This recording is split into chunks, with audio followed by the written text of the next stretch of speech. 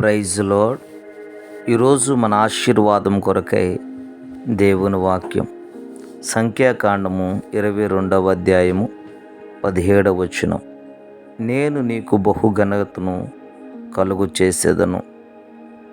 ఘనత అనేటువంటిది, ఉన్నతమైన స్థితి అనేటువంటిది అది తూర్పు దిక్కు నుంచి కానీ, పడమటి దిక్కు నుంచి కానీ, అరణ్యంలో నుంచి కానీ పుట్టుకురాదు. కానీ దేవుడే న్యాయాధిపతిగా ఉండి ఆయన ఒకరిని దిగజార్చి మరొకరిని ఉన్నతమైనటువంటి స్థాయికి చేర్చును.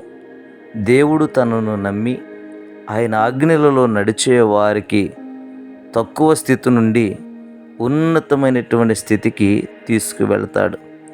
మనుషులు ఇవ్వలేనటువంటి గౌరవం, మహిమ, ఆశీర్వాదం దేవుడు నీకు పరిపూర్ణంగా ఇస్తాడు. ఆయన సమయములో ఆయన నీ జీవితాన్ని ఘనపరుస్తాడు.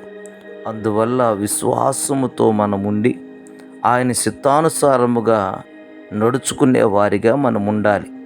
అప్పుడు నీ దేవుడు నీకు బహుఘనతను కలుగు చేస్తాడు. కాబట్టి ప్రియ దైవ జనాంగమా, ఈరోజు నీకును, నీ కుటుంబానికి, నీ బిడ్డలకి బహుఘనతను, ఖ్యాతిని, ఆశీర్వాదమును నా ప్రభు పరిపూర్ణంగా అనుగ్రహించునుగాక. ఆమేన్.